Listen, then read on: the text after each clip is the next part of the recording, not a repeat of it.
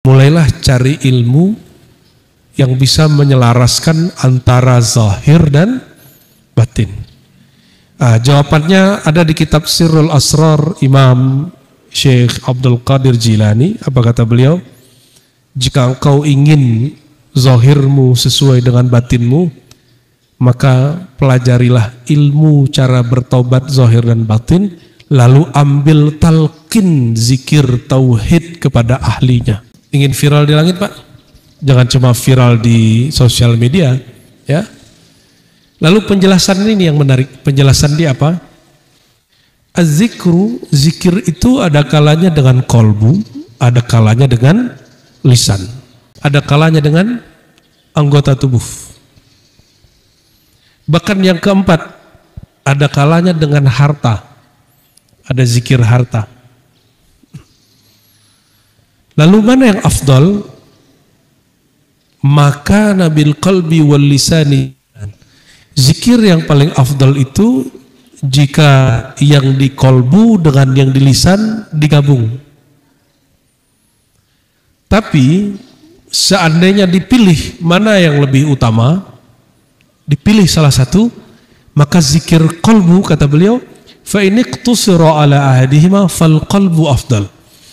Kalau disuruh pilih, maka zikir qalbu lebih afdal.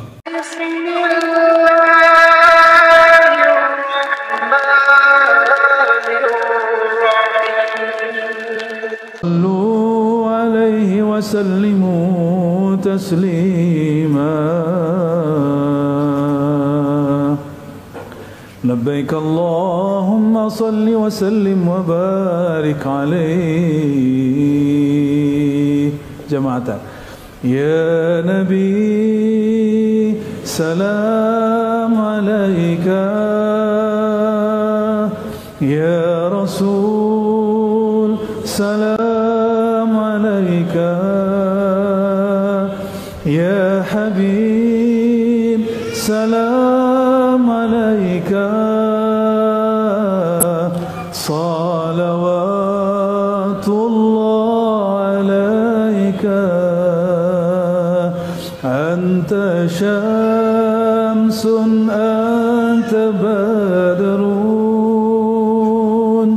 anta nurun fawqa nuri, anta iksiru wa ghali, anta misbahu suduri. Ya Nabi, salam alaika. Yang kuat.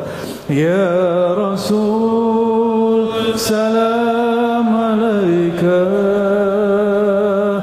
Ya Habib, salam alaika. Salawatullah alaika. Sallallahu ala Muhammad,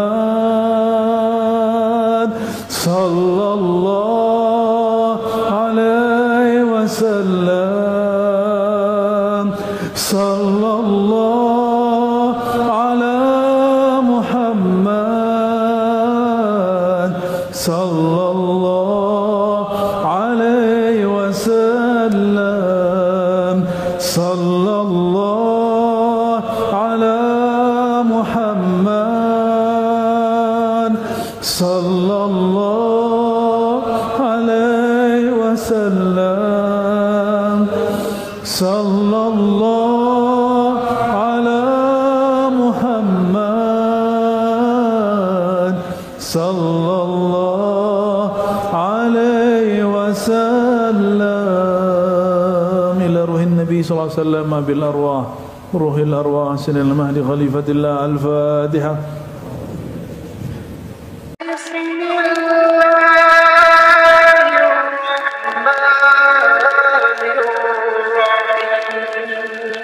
Baik, Bapak Ibu yang dimuliakan Allah, mari kita mulai kajian ini dengan baca suratul Fatihah. Kita kirimkan untuk rohani Rasulullah SAW. Dan untuk Imam An-Nawawi, ini bukan kitab fikih Syafi'i, saya luruskan.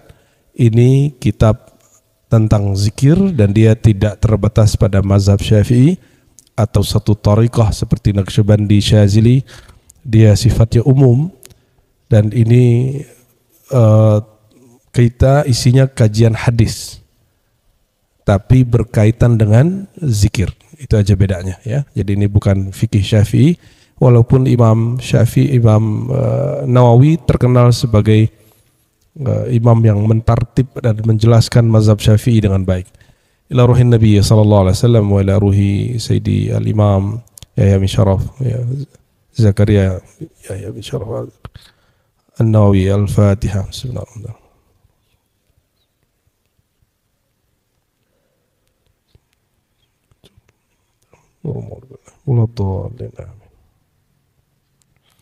Beliau ini lahir tahun 631. Di masa itu ujung-ujung daripada hidupnya Imam Ibn Arabi, pakar tasawuf kontroversial yang sangat kontroversi, itu Ibn Arabi, dan sudah wafat waktu itu. Beberapa imam seperti Ghazali sudah wafat 505 sahabat sebelumnya. Imam Fakhruddin Ar-Razi sudah wafat tahun 606-nya. Sedangkan Ibn Arabi wafatnya 638 ya. Dia lahirnya 631. Jadi waktu wafat Ibn Arabi di Damaskus, jadi Ibn Arabi itu orang Eropa, Cordoba, lalu hijrah. Terakhir dia jadi guru mursyid dari para raja yang ada di Kaukaus, yang ada di Syam, dan diwafatkan Allah di sana. Nah, Imam Nawawi di Damaskus umurnya baru 8 atau 7 tahun. Ya. Namun Imam Syazili dan murid-muridnya itu punya pengaruh besar waktu itu. Dan beliau termasuk orang yang mendapatkan berkahnya lah ya. Di Damaskus sedang berkembang ilmu hadis, ilmu fikih, ilmu tasawuf, dan beliau menulis kitab dan memilihnya dengan gaya ahli hadis, tapi yang dia jelaskan adalah ada kalanya fikih, ada kalanya tasawuf, seperti Riyadhus Shalihin itu Bapak Ibu. Itu adalah makom-makom para aulia, mulai dari bab ikhlas, syukur, taubat dan lain sebagainya, tapi dia susun berdasarkan hadis Nabi. Kitab ini lebih kurang cara jadi wali lewat zikir. Itu maksud dari kitab ini, karena wali Allah itu enggak aneh-aneh, wali Allah itu sederhana aja, orang yang mengikuti Nabiullah. Orang yang mengikuti Nabi Allah Sayyidina Muhammad alaihi salatu wassalam, itulah yang disebut wali-wali Allah. Tapi mengikutinya jangan dipahami mengikuti zahir saja. Kebanyakan hari ini orang sibuk urusan celana jingkrang, sorban, sarung, jenggot. Itu baru sunnah zahir. Tugas Nabi bukan sekedar itu ajaran ringan. Yang paling berat dari ajaran Nabi itu ketika beliau mengatakan, aku diutus liutammima masalihal akhlak atau makarimal akhlak. Jadi risalah terbesar beliau adalah memperbaiki akhlak yang sudah ada lalu disempurnakan. Dan ilmu akhlak itu tidak diajarkan di kitab akidah, tidak diajarkan di kitab fikih. Yang mengajarkannya adalah tasawuf. Oleh karenanya tasawuf itu bukan anjuran Bapak Ibu, tasawuf itu kewajiban, bahkan kebutuhan. Kalau bahasa sahabat saya disebutnya keniscayaan. Ya.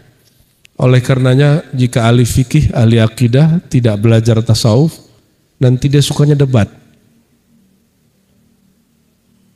Ya, benar nggak? Ilmu pinter, akhlak nggak ada. Ibadah banyak, tapi merendahkan orang setiap hari. Karena dia cuma belajar cara ibadah, tapi tidak belajar akhlaknya, ya. Baik, sebelumnya saya sudah hantarkan hadisnya secara acak. Pagi ini saya akan membacanya secara berurutan, ya. Jadi dimulai dari hadis pertama lagi, innamal a'malu bin niat, tapi dengan penjelasan Imam Nawawi. Apa yang menarik di sini? Imam Nawawi menukil hadis ini dengan sanadnya sendiri. Jadi dia mengatakan, aku mendengar hadis ini, bukan mengatakan di dalam Sahih Bukhari bab sekian nomor pertama, enggak, itu enggak sunnah. Sunnah yang diwariskan oleh para ulama menyebutkan hadis itu bukan nomor kitabnya dan halamannya, tapi menyebutkan kita berguru dan mendengar hadis itu dari guru siapa. Ya. Jadi aku mendapat ijazah, mendapat hadis ini dari fulan, dari fulan, dari fulan, dari fulan, gitu. Itu yang sunnah. Kalau hari ini orang belajar sunnah apa? Di dalam Sahih Bukhari bab sekian nomor sekian. Seakan-akan ikut sunnah itu ketika seseorang berhasil menyebutkan angka dan posisi letaknya. Dan saya sampaikan beda cetakan, beda nomor, Pak. Beda cetakan, beda posisi. Maka beberapa syekh kita melarang menyebutkan halaman, karena di situ ada riak tersembunyi. Dalam kitab A halaman sekian gitu ya. Itu kayaknya keren, tapi Bapak coba aja, itu nanti ada ujub di sini. Tanya aja sama orang yang mengatakannya. Saya soalnya sering melakukan itu dulu. Di kampus ya, di majelis kita sering ngomong begitu. Dalam kitab ini nomor sekian ya, di halaman sekian, itu biar orang kemudian percaya kalau saya betul-betul baca. Nah, perhatikan. Orang melakukan hal itu membuat sesuatu yang barangkali hari ini disebut trust building, membangun kepercayaan makhluk.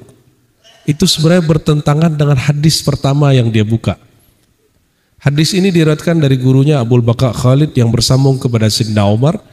Kita nggak usah bacain syaratnya. Sayyidina Umar dengar Nabi SAW mengatakan, innamal a'malu bin niyat. Sesungguhnya amal itu berdasarkan niat. Niat itu di kolbu atau di lisan? Di kolbu. Yang mempelajari ilmu kolbu, fikih, akidah atau tasawuf? Yang mana, Pak? Yang belajar kolbu ini di ilmu apa? Ilmu tasawuf. Maka masjid ini gak usah malu-malu buka kajian tasawuf. Jangan ngotar apakah jamaah. Jamaah ngikutin ustadz lah, masa ustadz ikut jamaah. Ya. Kalau ustadz takut majamaah, pecat aja itu ustadznya. Ganti dari jadi jamaah lagi aja. Ustadz itu mesti memulai aktivitasnya dengan hadis ini. Supaya apa? Supaya dia mengajarnya dari kolbunya. Kolbu itu tidak menghiraukan pandangan makhluk.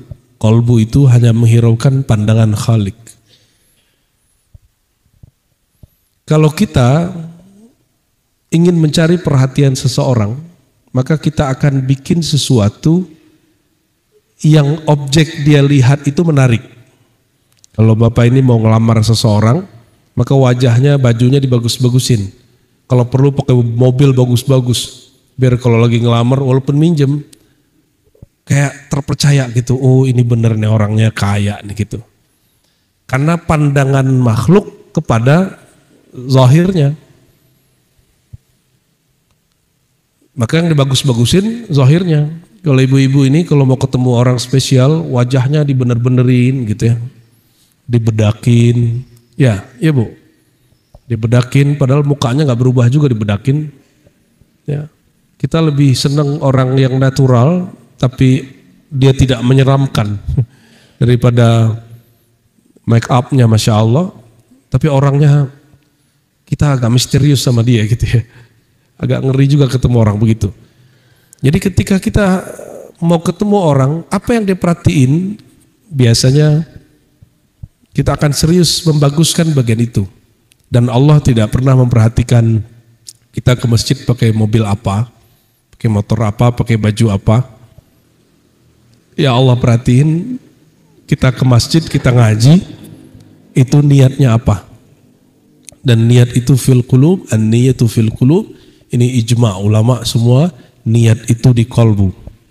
Oleh karenanya, selevel Imam Nawawi yang ahli hadis dan ahli fiqih, dia belajar tasawuf. Hasilnya kitab ini dan kitab Riyadhus Shalihin. Lalu ada beberapa kitab lain yang menyebutkan langsung judul-judul ketasawufan. Lalu hadis ini saya tidak akan bacakan lagi lengkap karena saya sudah bacakan di 2 bulan lalu. Kenapa hadis ini dinukil di awal kitab? Ternyata beliau menukil kalam Imam Ibnu Mahdi. Al-Imam Ibnu Mahdi itu guru daripada Imam Syafi'i, wafatnya tahun 198 Hijriah. Dia mengatakan siapa yang ingin nulis kitab, mulailah dari kitab ini. Mulailah dari hadis innamal a'malu bin niyat. Imam Bukhari mendengar dari murid-murid Ibnu Mahdi hal serupa, yaitu Imam Ahmad bin Hambal. Maka Imam Bukhari nulis kitab Sahih Bukhari, hadis pertamanya innamal a'malu bin niyat. Ya.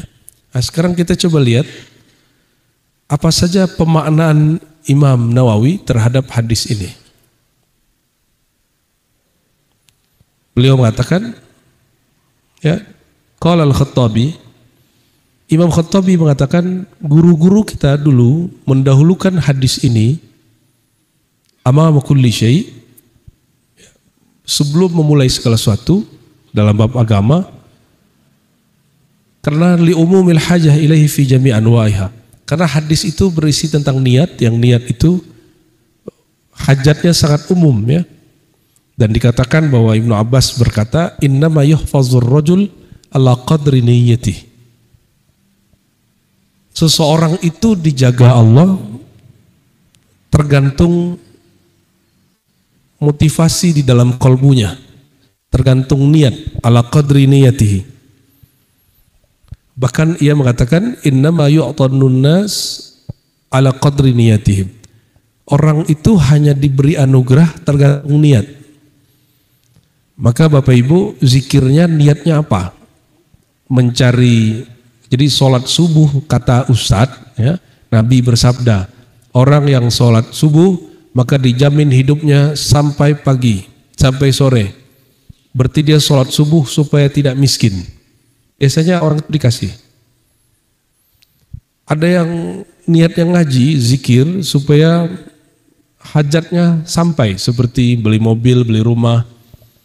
Kalau niatnya kuat, biasanya sampai. Tapi betapa jahilnya orang ini, dia beramal-amal akhirat, tapi tujuannya tujuan duniawi. Bagi saya satu zikir lebih utama dari dunia dan seisinya.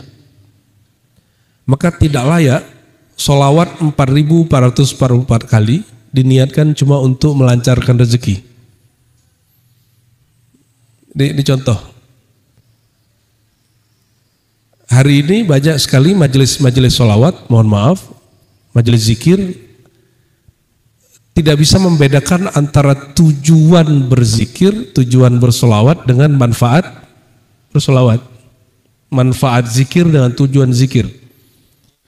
Sama hari ini orang kebanyakan suka ziarah wali, tapi tidak bisa membedakan antara tujuan ziarah dengan manfaat ziarah. Tujuan ziarah itu mengingat kematian, manfaatnya bolehlah macam-macam. Ya mungkin memudahkan rezeki, kayak ya, memberkahi rumah, kayak apa, terserah, itu manfaat, benefit. Nah, ini yang jadi stressing kita berbulan-bulan ini, supaya orang seperti hadirin yang hadir pagi ini, kita belajar atau beramal itu punya tujuan dan mengetahui manfaat. Manfaat itu sekedar support, ya, supaya seseorang itu semangat. Kita coba dengar lagi apa kata beliau tentang niat. Apa yang disebut niat atau ikhlas? Dia menukil dari imam mantan preman namanya Fudail bin Iyad. Pernah dengar Pak Fudail bin Iyad? Fudail bin Iyad ini wafatnya tahun 181 Hijriah. Dulu preman, suka malak orang dan mirip kayak cerita Zorro itu loh Pak, atau Sunan Kalijaga. Malam dia ambil milik orang kaya, besoknya dia bagi-bagiin ke orang miskin. Itu Fudail. Fudail ini imam yang ahli kolbu, karena dia tobat, mantan preman, semua maksiat dia sudah lakukan kecuali syirik. Nah ini rahasia Bapak Ibu. Apapun maksiat seseorang, selama dia tidak melakukan syirik, turja at-taubah warruju', sangat besar harapan dia kembali. Sangat besar harapan orang itu kembali. Tapi kalau udah syirik, kita sulit.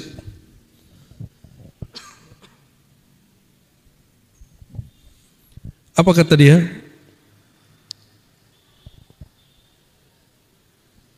Tarkul amal li ajlin nas riyaan. Meninggalkan satu amalan karena takut terhadap pandangan makhluk yang negatif, itu riya. Itu riya level 2 lah. Ya. Riya level 1 beramal ingin dipuji. Riya level 2 ingin dipuji juga cuma lebih halus. Contoh gini, saya ngomong ini, Pak, jangan undang dia, nanti Bapak dihujat orang, gitu. Pernah ada yang ngomong gitu nggak? Nggak usah bikin majelis begini, nanti jamaahnya pusing.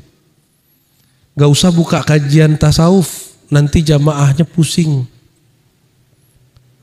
Nggak usah buat majelis ini, majelis itu, nanti orangnya bubar gitu. Jadi meninggalkan sesuatu karena dikomentari begitu. Kita ini biasa misalnya bawa tasbih. Terus hari ini Bapak nggak bawa karena khawatir disebut orang sok soleh. Berarti Bapak ingin disebut apa? Supaya ikhlas dan soleh, taruh aja. Gitu gak? Itu bagian dari orang terganggu keikhlasannya. Berarti kolbunya lagi ada masalah. Beramal karena berharap dipandang makhluk, itu syirik. Itu syiriknya syirik khafi, tapi itu berbahaya. Syirik yang akbar itu menyembah berhala, menyembah matahari. Tapi pada syirik yang ini nggak bisa dilepas kecuali belajar tasawuf. Dan ahli tasawuf mengikisnya bukan lewat pengajian saja, tapi ada riyadhahnya, ada amalannya untuk mengikis supaya kolbunya tidak memandang makhluk dan beramal karena makhluk. Ya.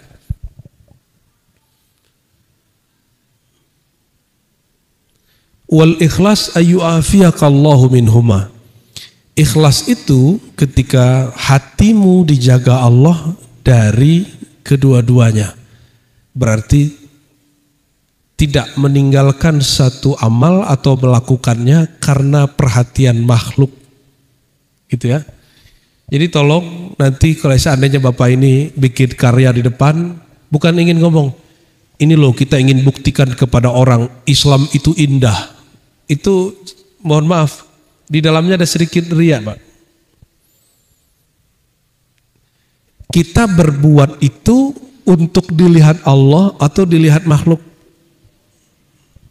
Bikin masjid keong ini supaya dipuji orang atau ingin supaya orang datang ke Allah. Beda-beda tipis ya. Beda-beda tipis Pak.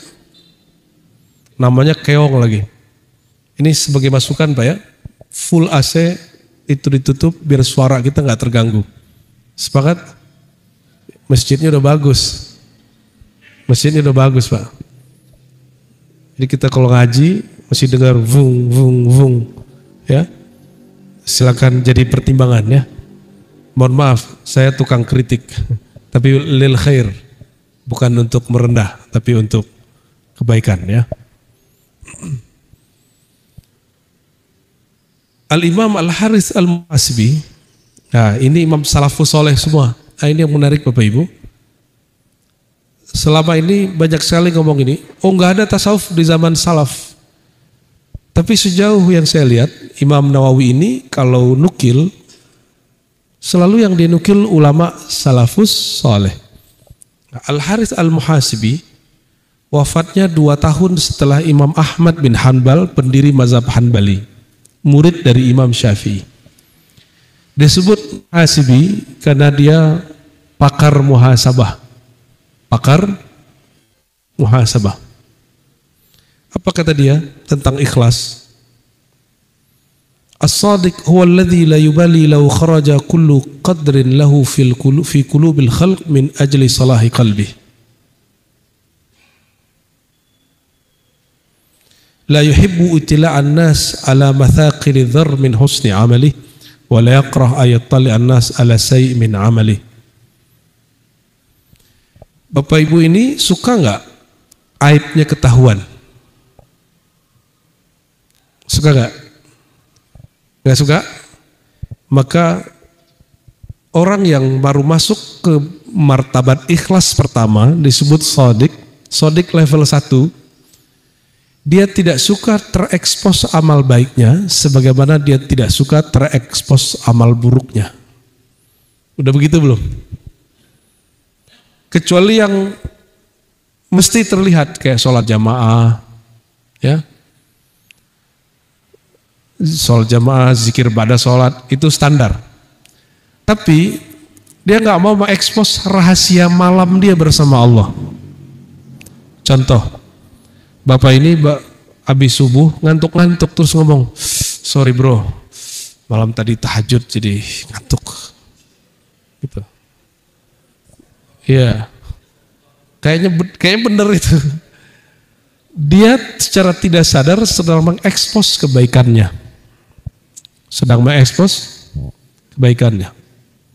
Kalau lagi puasa Senin Kemis terus ngomong nih, sorry, gue nggak ikut ya, lagi puasa. Ya. Misalnya begitu, atau misalnya, kok lemas bro? Iya. Malam tadi nggak sahur gitu. Dia kira kalau nggak sahur itu lebih afdol daripada orang sahur. Ini orang awam mengira puasa nggak sahur lebih afdol dari bersahur. Itu kekonyolan dalam beragama. Ya, ini perhatiin. Orang sakit haram puasa. Dan yang kedua, orang berpuasa menyebabkan kambuh penyakitnya, itu juga haram puasanya. Jadi jangan kita kemudian mengekspos kebodohan kita dengan cara seperti itu. Itu dulu Pak, itu namanya mengekspos amal baik secara offline. Sekarang ada cara mengekspos amal baik dengan online. Bisa lewat status WA ataupun Instagram, ya, dan lain sebagainya.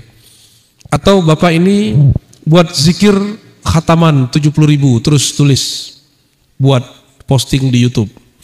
Nikmatnya zikir 70.000. Wah. Nikmatnya majelis zikir pagi sore. Wah. Wow, lezatnya ngaji kitab Al-Azkar.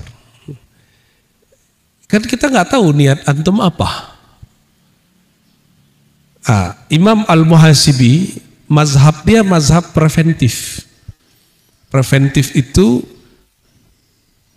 memangkas penyebab keburukan. Ya. Di dalam hadis ada sebuah riwayat, ya, hadis Imam Muslim seingat saya, siapa yang ria Allah perlihatkan aibnya, ya. Siapa yang suka pamer Allah akan pamerkan keburukannya. Ya. Nah, jadi yang disebut ikhlas itu si kolbunya bukan lagi menatap makhluk, tapi kolbunya mulai menatap Khalik. Bagaimana cara kolbu menatap Khalik? Ketika kolbu mulai melihat ke dalam diri. Itulah yang disebut siapa yang kenal diri, kenal Tuhannya. Jadi kolbu nggak natap Allah langsung, nggak sanggup dia. Ketika kolbu tidak lagi menatap kepada makhluk, dia menatap ke dalam dirinya, ke dalam sirnya menatap kepada ruhnya. Itu yang disebut iqbalul qalb. Ketika kolbu menghadap kepada Allah. Itu juga yang disebut wajjahtu wajhiya lilladzi fataras samawati wal ardh. Jadi apa yang disebut kolbu menghadap Tuhan? Ketika dia membelakangi makhluk, dia cuek aja, makhluk mau ngomong apa aja. Sudah punya kepedean begitu Pak? Udah punya belum? Saya bikin kajian kitab tasawuf, kitab hikam, ini sering saya ceritakan, kitab risalah kusyairiyah, bahkan kita buka majelis zikir, talqin tarekat. Apa kata teman saya Kiai? Ente nggak takut nanti orang Wahabi, Salafi marah sama ente gitu? Itu pertanyaan Kiai kepada saya yang masih muda. Padahal Kiai udah hafiz Quran, bersanad lagi kepada Rasulullah. Ternyata baru hafalannya yang bersanad, kolbunya belum bersanad. Saya jawabnya sederhana. Sejak kapan kita ini berdakwah, beramal, cari perhatian Salafi Wahabi? Sepakat? Ada satu lagi yang ngomong, ini orang kampus, Tamatan Timur Tengah. Apa kata dia? Bro, ente buka kitab-kitab berat amat. Ya, nggak takut nanti jamaahnya bubar, gitu. Jadi dia ngajar kitab supaya narik jamaah kepada dirinya. Nah, perhatiin Bapak Ibu, inilah problem banyak dai. Dai itu tidak ngajak orang ke Allah, tapi ngajak orang ke dirinya. Maka pesan Syekh Abdul Qadir kepada orang yang diangkat jadi mursyid, apa katanya? Jangan sampai seorang guru rohani mengarahkan murid kepada dirinya, kepada mazhabnya, kepada torikotnya, kepada golongannya. Tapi murid itu apapun torikotnya, mazhabnya, alirannya, manhajnya, harusnya dihadapkan kepada Allah. Coba hari ini yang suka tengkar orang tarekat atau bukan? Orang tarekat Pak. Kenapa orang tarekat suka tengkar? Karena dulu muridnya diajak mungkin oleh wakil talqinnya, muqaddamnya, mursyidnya untuk menghadap kepada sanad tarekatnya, mursyid tarekatnya, bukan menghadap kepada Allah. Akhirnya terjadi fanatisme. Nah, kalau udah ikut tarekat apa nggak mau lagi hadir di majelis mana, kan itu kejadiannya. Dan itu tidak pas, tidak benar ya. Oke, kembali ke kitab.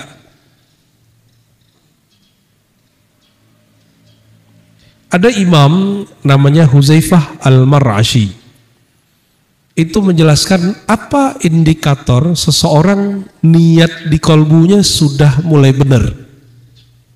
Kita sebut ikhlas. Jawaban beliau apa?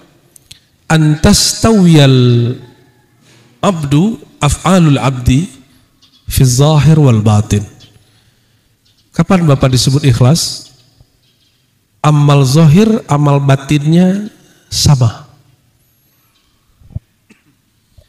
Lisannya baca nama Allah, kalbunya juga baca nama Allah. Udah begitu belum? Udah belum? Anggap aja lah belum ya. Bilang aja lah belum. Kalau udah nanti takut cepat jadi wali.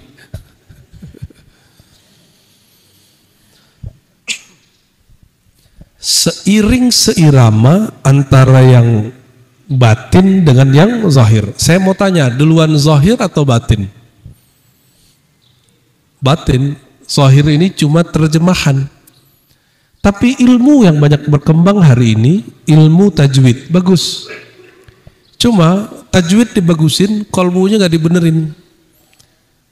Ilmu seni suara baca Quran.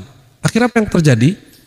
Indonesia salah satu produsen, saya boleh sebut gitu, produsen Korea terbaik sedunia dan paling banyak. Tapi Bapak coba tanya sama Korea yang sudah juara itu. Kebanyakan obrolannya hadiah. Kalau dia kalah, nomor 2 ngomongnya apa? Itu jurinya salah itu. Dia lagi baca kalam terbesar, teragung di alam semesta, tapi dia sibuk dengan receh-receh bernama hadiah dan kejuara. Jadi belum sesuai apa yang dibaca dengan apa yang di kolbu. Karena dia membaca Quran bukan dari kolbunya, tapi dari suaranya yang bagus.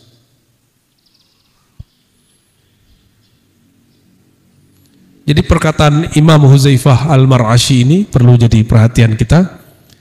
Mulailah cari ilmu yang bisa menyelaraskan antara zahir dan batin. Jawabannya ada di kitab Sirrul Asrar Imam Syekh Abdul Qadir Jilani. Apa kata beliau?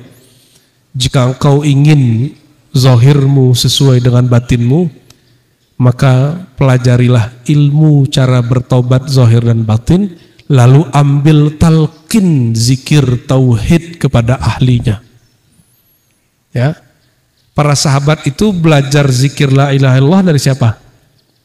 Dari Rasulullah. Rasulullah itu ngajarnya pakai tulisan atau pakai lisan?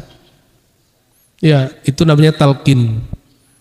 Apa kata Nabi? Ya ayuhan nas, qulu la ilaha illallah. Wahai sekalian manusia, bacalah la ilaha illallah. Ya, itu namanya talqin am, talqin umum. Ada talqin khas. Inilah yang kemudian diwariskan ke ulama-ulama thariqah.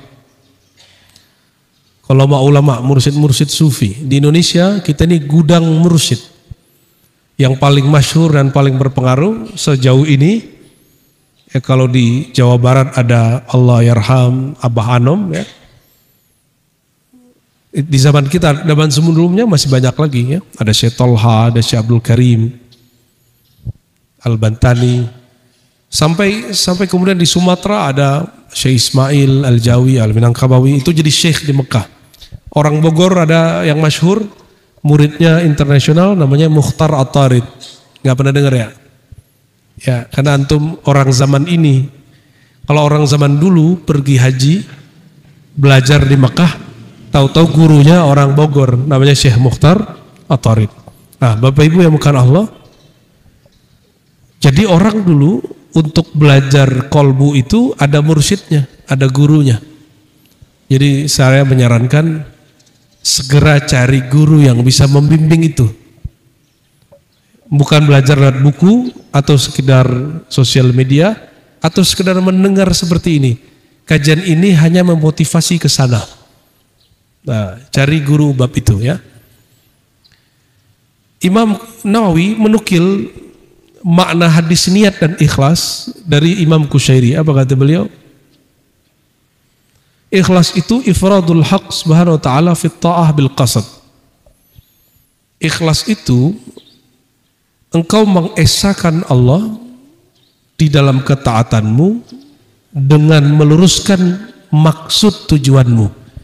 Itu sebabnya muncul kalimat ilahi anta maqsudi. Itu meluruskan niat, ya Allah, tujuanmu yang aku cari.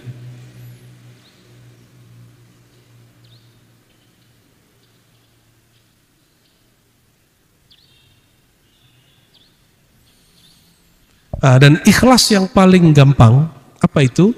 Dinukil dari Imam Tustari. Antakuna harakatuhu wa sukunuhu fi sirrihi wa alaniyatihi lillahi ta'ala. Diamnya, geraknya, amalnya, bacaannya itu karena Allah, mencari perhatian Allah, bukan cari perhatian makhluk. Saya agak kaget, saya ketemu beberapa orang yang sudah berumur 70-an tapi jago main Facebook, Pak. Saya aja udah nggak tahu cara main Facebook karena udah nggak punya. Itu dia setiap kali ketemu foto posting. Karena di waktu mudanya dan dewasanya tidak belajar ilmu cara mencari perhatian makhluk Allah, sampai tua umur 70-an niat dia untuk bekerja, beramal, hadir di majelis hanya untuk memosting.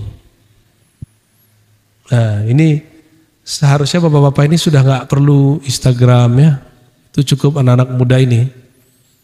Oke. Diam geraknya karena Allah. Itu ngeri nggak tuh bahasanya? Ini yang disebut al-fana fillah kalau dalam ilmu tasawuf. Padahal ini cuma jelasin bab niat. Dalam bab ini ada aplikasinya, Pak. Kalau mau makan, kita lagi lapar, lihat makanan dan minuman yang enak, biasanya nafsu nggak? Nafsu. Gimana cara aplikasi bab niat? Ketika kita nafsu, ditanya dulu kalbunya, wahai diriku, kamu mau makan ini karena lapar atau karena supaya kamu punya kekuatan taat kepada Allah? Makannya udah begitu belum? Belum. Oke, contoh lain. Capek terus mau tidur. Tidur itu karena ingin melepas lelah atau karena malam nanti mau tahajud atau mau sholat subuh berjamaah? Jujur aja, Pak. Selama ini kita sholat buat apa? Apa tidur buat apa? Tidurnya supaya fresh. Kita tidur itu belum betul Allah, ya. Benar gak? Saya sering menyampaikan juga, Imam Syazili dia berkalam kepada muridnya, apa kata beliau? Tolong jangan ganggu aku, mau wirid. Tahu-tahu masuk ruangan, beliau ngorok, Pak. Berarti tidur. Bangun tidur, muridnya nanya, wahai Tuan Syekh, katanya engkau mau wirid, mau baca hizib, kok tidur? Apa jawaban beliau? Aku niatkan tidurku untuk memperkuat tahajud, zikir dan khidmatku kepada Allah. Maka tidur pun bagian dari wirid. Udah begitu belum? Nah, coba mulai hari ini tidurnya diniatkan supaya segar dalam berkhidmat. Bukan karena segar untuk diri sendiri. Jadi kita ini kalau masih begitu, kita ini masih egois. Itu sebabnya Bapak Ibu marah kalau tidurnya terganggu. Benar gak? Hatta bini sendiri nggak bangunin marah. Saya ini mau rehat, kamu ganggu aja. Tapi kalau kita tidurnya karena ingin supaya berkhidmat kepada Allahnya kuat, di saat-saat tertentu kalau bangun sebelum saatnya, apa jawabannya? Kapanpun bangun, detik kapanpun terbangun, berarti Allah sudah kembalikan tugas seperti biasa. Jadi nggak terganggu, nggak marah-marah lagi, nggak sewot lagi kalau mau tidur. Ya, ini aplikasi sederhana. Ini aplikasi yang lebih mengerikan. Ya. Bapak Ibu yang masih aktif menikah, aktif melakukan hubungan spesial dengan pasangan, coba cek. Ketika muncul nafsu birahi, itu nafsu birahi ingin menuntaskan syahwat seksual atau ingin melepaskan rasa syukur kepada Allah, atau itu sebagai bentuk pengabdian kepada keluarga. Beda loh, Pak. Gimana cara ceknya? Kata Nabi, istafti kolbak, minta fatwa ke kolbumu. Bagaimana cara verifikasi kepada kolbu? Jawabannya sederhana. Ala bidzikrillah tatmainnul qulub. Jika diajak kolbu zikir, lalu nafsu syahwatnya bertambah kuat, berarti itu hubungan ibadah. Ini yang Nabi katakan, wa fi bud'i ahadikum sadaqah. Di dalam, mohon maaf ya, hubungan seksual kamu itu juga ada ibadah. Ini pembeda kita sama binatang. Ini rahasia cowok-cowok, Pak ya, ibu-ibu dengar aja dari belakang. Sebuah hadis Nabi athar disebutkan bahwa laki-laki beriman yang ahli zikir itu lebih kuat dari orang non muslim 10 kali lipat. Kalau Nabi lebih kuat dari orang beriman 100 kali lipat. Di riwayat kedua lebih kuat dari orang biasa 40 kali lipat, itu Nabi. Sedangkan antum ini kalau benar beriman, iman itu di kolbu, maka orang ini akan lebih kuat 10 kali orang biasa. Makanya laki-laki kalau imannya kuat, bener Pak, tidak akan mengalami ya lemes di tengah. Karena itu bagian dari ibadah. Bagian dari ibadah. Kenapa? Dia nggak fokus untuk eksploitasi nafsu birahinya, tapi tujuan dia lagi zikrullah. Orang sedang zikir, dia nggak akan kemudian, mohon maaf, itu kuda, coba lihat kuda. Kuda itu nggak berzikir ketika dia kawin, maka dia terjadi langsung keluar, ketemu betinanya langsung keluar. Nah, paham maksud saya? Ya, ini aplikasi sederhananya, aplikasi sederhana. Ya, mau keluar rumah. Mau keluar rumah, ini bumi yang mau kita injak, bumi siapa? Bumi Allah. Kata Allah Ta'ala, wala tamshi fil ardi maraha. Jangan pernah jalan di muka bumi sombong. Mentang-mentang mobil motor kita bagus, terus kita ya bentak-bentak orang, bel orang suka-suka. Jangan begitu. Ngebut boleh, sombong nggak boleh. Beda nggak? Ya. Oleh karenanya, kalau mau keluar, minta izin kepada yang punya bumi. Bismillahirrahmanirrahim. Ya Allah, aku jalan dengan namamu, bertawakal kepada Engkau. Ini bagian terakhir.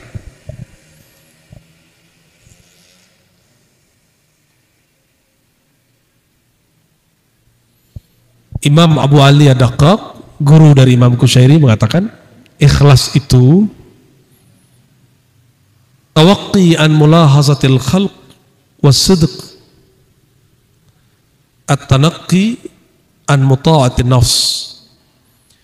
Ikhlas itu indikatornya engkau tidak lagi memperhatikan komentar makhluk. Jadi Bapak ini kalau bikin acara di YouTube itu komennya banyak Kak? Terganggu gak sama komennya? Kalau terganggu belum ikhlas. Ya. Kalau terganggu dengan komennya belum ikhlas. Coba berlatih deh ya. Untuk meluruskan kolbu yang terganggu itu zikirnya cuma satu, zikir la ilaha illallah, zikir nafi isbat. Tapi mesti dengan teknik yang benar, dan teknik itu hanya ada pada ahli kolbu. Ya. Jadi ini korelasi antara zikir dan ikhlas. Oleh karenanya nanti kita akan belajar satu hadis, afdalul dzikri la ilaha illallah. Itu bukan wiridan orang tahlilan, itu hadis Nabi. Zikir paling tinggi itu la ilaha illallah. Zikir paling lezat itu la ilaha illallah. Sebagaimana zikir la ilaha illallah paling tinggi, paling lezat, maka ahli la ilaha illallah orang martabatnya paling tinggi dan ilmunya paling lezat. Ya. Al-ilmu qutul qulub, ilmu itu makanan sarapan kolbu. Orang kenapa ilmunya sedap? Kita kok senang kecanduan ngaji sama dia? Li'annahu min ahli la ilaha illallah. Karena orang itu beres la ilaha illallahnya. Ya. Barangkali itu Bapak Ibu. Ini masih banyak hadisnya. Ini katanya 1 jam. Sudah 1 jam. 50 menit. Oh berarti 1 hadis lagi kalau gitu. Ya. Sebelum tanya jawab ada 1 hadis.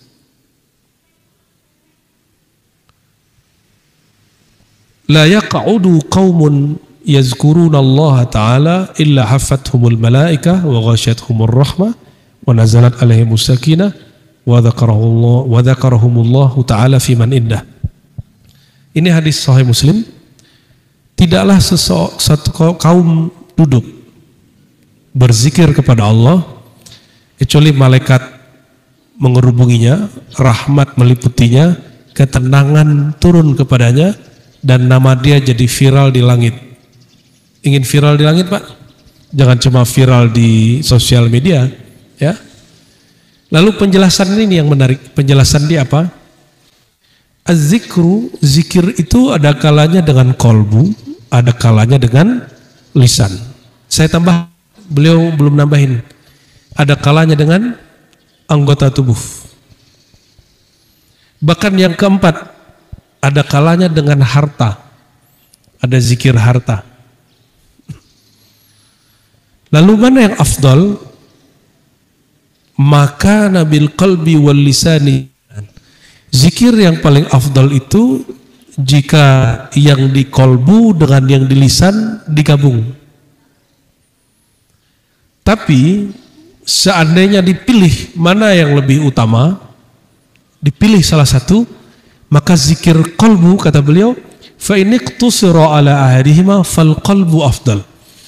Kalau disuruh pilih, maka zikir kolbu lebih afdal.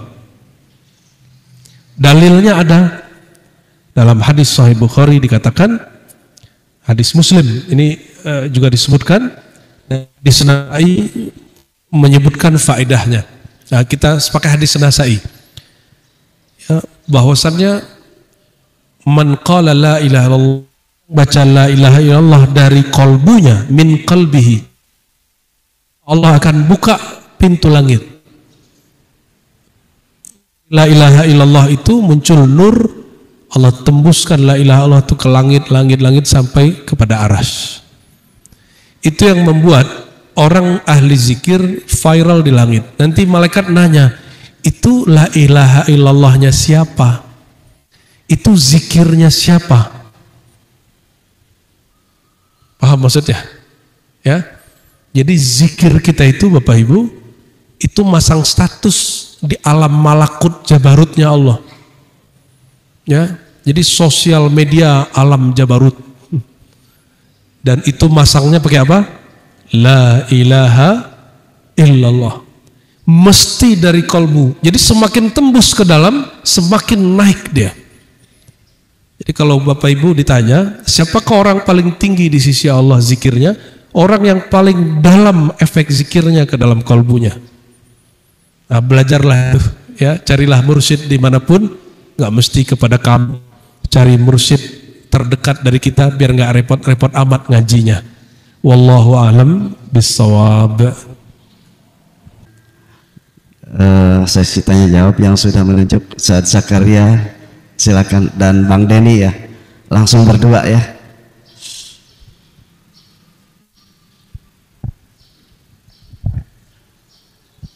Assalamualaikum Buya. Ini karena waktunya sangat singkat, jadi saya langsung Buya. Yang pertama adalah terkait dengan bagaimana kalau kita itu dalam beribadah, ya, tapi niatnya itu berubah-ubah. Ya, terkadang ya di dalam kasus ibadah yang dilakukan dengan niat yang berubah-ubah tengah jalan itu bagaimana? Kan terkadang kita mengalami masalah seperti itu. Yang kedua, bagaimana konsep niat dalam Islam, lalu juga dibandingkan dengan konsep niat dalam tradisi spiritual atau agama lain, itu seperti apa? Dan yang terakhir, bagaimana cara melatih hati agar senantiasa ikhlas dan terhindar dari tadi ria, ya, ria, lalu juga hubud dunia dan sebagainya. Mungkin itu Buya, terima kasih. Assalamualaikum warahmatullahi wabarakatuh. Assalamualaikum warahmatullahi wabarakatuh. Izin Buya, saya mau bertanya. Tadi saya beberapa nyimak tentang masalah kajian kitab ini. Ada yang saya dengar tentang masalah kalau orang-orang bertasawuf itu fanatik dengan mursyidnya dan tidak mau mengikuti majelis-majelis lain. Saya juga banyak mendengar tentang hal itu. Jadi saya mohon kepada Buya untuk memberikan tips-tips bagaimana seorang tasawuf itu tetap bergaul atau bersosial gitu ya, bersosial dengan lingkungan masyarakat. Terus yang kedua, dalam tasawuf saya pernah mendengar yang namanya robitoh. Apakah si robitoh itu Ustaz dalam tasawuf? Mungkin itu saja. Assalamualaikum warahmatullahi wabarakatuh. Bagaimana menjaga niat, itu intinya ya. Niat itu adalah menjaga supaya dia membelakangi makhluk tetap menghadap kepada Allah melalui dirinya. Maka niat itu akan tambah kuat kalau orang punya dua hal, satu tujuan, yang kedua ma'rifatun nafs, dia mengenal dirinya. Nah, itu sebabnya dari awal saya sampaikan yang disebut ikhlas itu ketika si kolbu menghadap kepada Allah. Nah, kolbu ini tidak menghadap Allah langsung, Bapak Ibu. Kolbu itu dia menatap ke dalam dirinya, itu ke dalam ruhnya, ke dalam sirnya. Sirnya ini, ruhnya inilah yang kemudian berhadap-hadapan dengan Allah Subhanahu wa Ta'ala. Itulah alasannya kenapa mengenal diri adalah pintu seseorang menjadi mukhlisin, orang yang ikhlas. Nah, dan kajian mengenal diri itu tidak ketemu dalam ilmu fikih, ilmu akidah. Ketemunya hanya dalam ilmu tasawuf. Tolong dibedakan Bapak Ibu, tasawuf itu lebih luas dari tarekat. Tarekat itu kebanyakan hari ini hanya belajar zikir, talqin, baiat, kholwat. Tasawuf itu mencakup kemakrifatan kepada Allah yang tidak ada sekarang di kebanyakan orang belajar zikir. Makrifat itu diperoleh bukan lewat zikir, tapi lewat ngaji, belajar. Nih perhatiin, mengenal Allah bukan lewat banyak zikir. Ini banyak yang keliru, ahli makrifat tuh zikirnya 70.000 kali 7. Itu bukan ahli makrifat, itu ahli ibadat. Ahli makrifat itu innama al-ma'rifatu bit-ta'arrufi wa ta'rifi. Ya, makrifat itu mesti dipelajari dan diajarkan. Bukan kita pejam mata, ambil tasbih, terus sebut nama Allah banyak-banyak. Itu ahli riyadhah, ahli mujahadah, bukan ahli makrifat. Bapak ini kalau saya minta talqin zikir, lalu suruh zikir 1000, itu kakinya mulai kesemutan di menit ke-10. Dan mulai nggak nyaman, ingin menyelesaikan duduk, dan ingin pergi sesegera mungkin. Tapi lain kalau Bapak belajar ilmu, ilmu itu ma'rifat. Saya menyisipkan beberapa kajian ma'rifat dari tadi, makanya kuat bersila dari tadi. Ya, coba kalau dihitung dari tadi sampai sekarang zikir, kalau baca la ilaha illallah sudah dapat berapa? Banyak Pak, banyak banget. Tapi kalau Bapak baca la ilaha illallah 10 menit itu udah pengen udahan. Inilah zikirnya sir. Jadi diri kita itu tubuh, nyawa, akal, kolbu, sir, ruh. Yang lagi bergerak dalam diri Bapak Ibu itu sirnya. Sir itu perangkatnya, ruh isinya knowledge, ilmu pengetahuan. Zikirnya badan, ruku dan sujud. Zikirnya kolbu, menyebut-nyebut nama. Zikirnya sir, transfer knowledge. Dia dapat aliran ilmu. Oleh karenanya Nabi bersabda, satu bab ilmu engkau pelajari lebih afdol dari 1000 rakaat. Itu ma'rifat. Itu ibadah ahli ma'rifat. Satu bab ilmu lebih afdol dari 1000, bayangin. Maka kita ini melihat kenapa banyak orang tarekat nyambung ke situ, mereka bertengkar karena tujuan bertarekat bukan lagi jadi ahli ma'rifat, tapi sudah sibuk pada riyadhah. Akhirnya hanya jadi ahli ibadat tapi tidak punya pengetahuan. Saya kaget ada orang thariqah menolak kajian martabat 7, kajian Nur Muhammad. Itu kan konyol. Itu konyol. Beberapa yang saya sebut sebelumnya, misalnya, wah ini pertanda mau selesai nih Pak, ya, baterainya maut.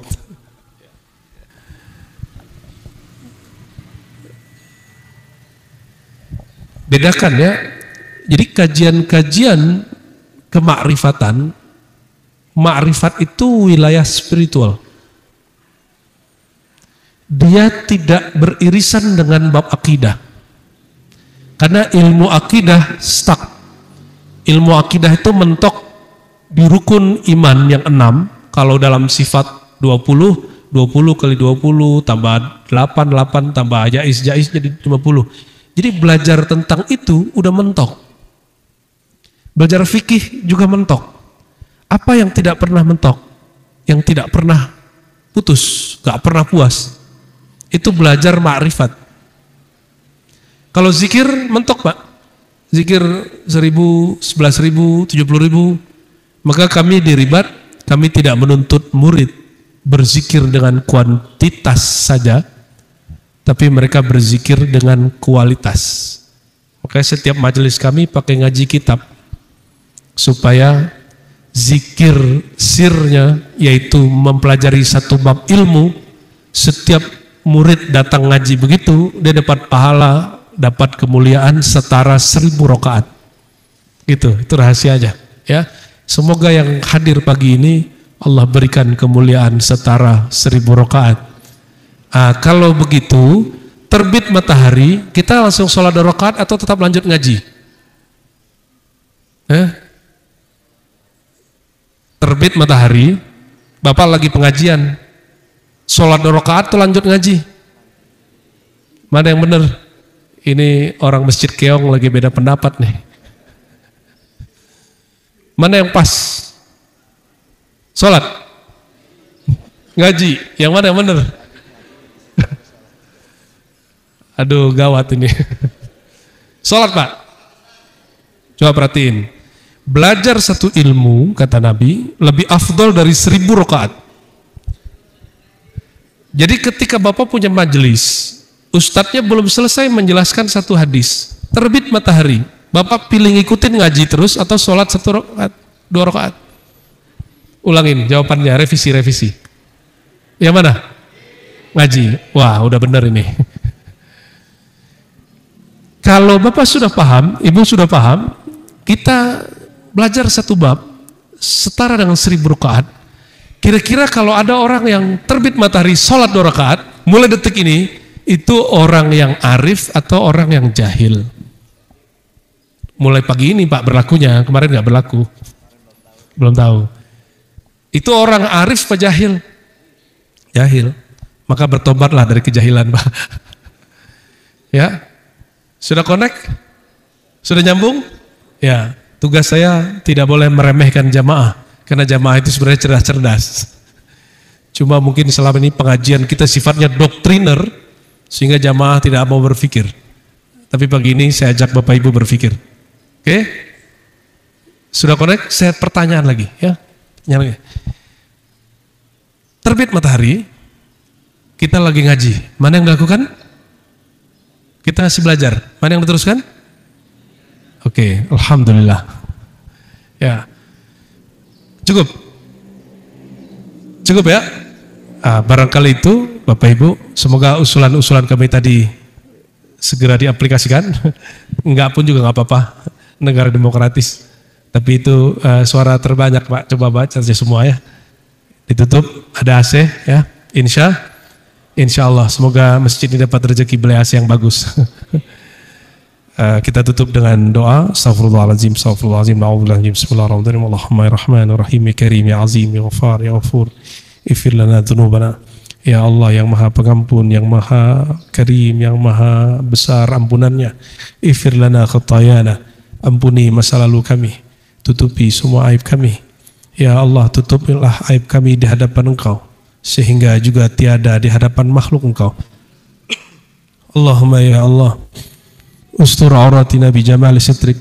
Jika Engkau hendak menutup aib kami ya Allah, tutuplah kami dengan keindahan sifat-sifat-Mu, sehingga ketika orang memandang kami, yang mereka lihat adalah keindahan sifat-sifat-Mu, sehingga orang-orang jika memandang kami, mereka teringat kepada Engkau, sehingga ketika orang melihat perilaku kami mengingatkan kepada perilaku Rasulullah SAW.